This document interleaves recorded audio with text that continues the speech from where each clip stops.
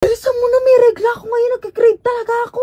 Alam mo naman, buntis. Naglilihi ka pa sa bulalo. Hindi ka pumayag, maghiwalay na lang tayo Guys, 11:30 na ng gabi at may regla ako ngayon. Nagka-crave ako sa bulalo. Aayain natin si Gerard magtagaytay. Tignan natin kung papayag siya. Pag hindi siya pumayag, bala ka dyan. Mag-away tayo habang buhay. Be, ginagawa mo? Ano tanggol? Tara, tagaytay. Tagaytay? Bilis na, be, please. Be, 11:30 ng Tagaytay pa rin.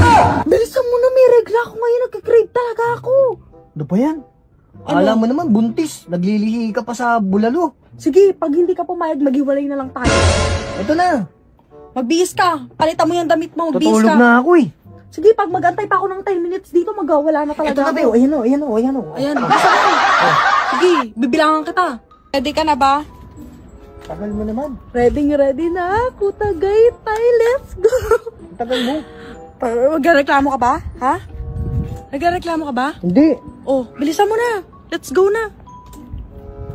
Ay, ako nga pala si Gerard, takot sa jowa. Kaya tara, samahan nyo kami sa Tagaytay. Ito, dali-dali na kami bumiyahe papunta sa Tagaytay. Kaya tignan nyo si Meng, tuwan-tuwa. Kasi nga, makakakain na naman ng bulalo. Andito na pala kami sa Molino. Kitang-kita nyo naman, nag-e-enjoy kaming dalawa sa biyahe. Pero ako, kita nyo naman, tamang ganyan-ganyan lang. Pero mamaya, gagastos na yan. Andito na nga pala kami sa Dasma. Kitang-kita nyo naman, ang bilis ng biyahe namin. Kasi nga, wala naman masyadong bumabiyahe ng gantong oras.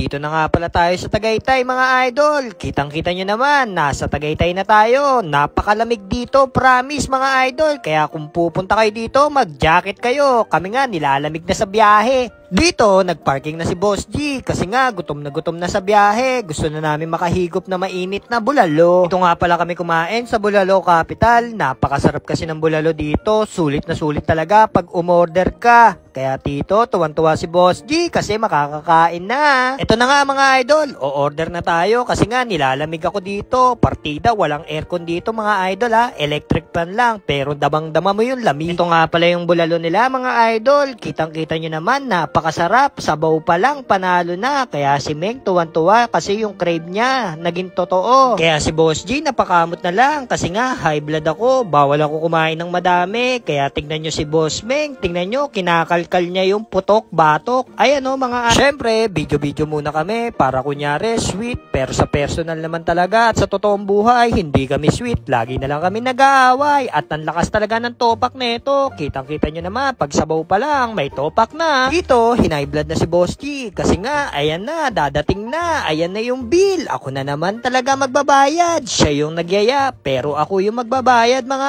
idol. Kitang-kita nyo naman, ilalabas na ni Boss G yung kanya bala para lang ibigay kay Meng. Kitang-kita nyo, may take out pa. Ang galing mo talaga, Menggay. Dito, iaabot na pala ni Ma'am yung sukle. Kitang-kita nyo naman, kala ko ibibigay sa akin. Ayun pala, ibubulsa niya mga idol. Ganyang kalupit yan si Menggay. Kaya si Boss G, napakamot ulo na lang talaga. Pre, pagkatapos namin kumain, tumambay muna kami dito sa may baba. Kasi nga, pupunta namin yung helicopter, pati yung pakpak na malaki. Ito, dali-dali na kami bumaba para makita na namin yung helicopter, pati yung pakpak na malaki. At para makapag-picture-picture na. Kaya tito, kitang-kita nyo naman, ganap na ganap si Boss G.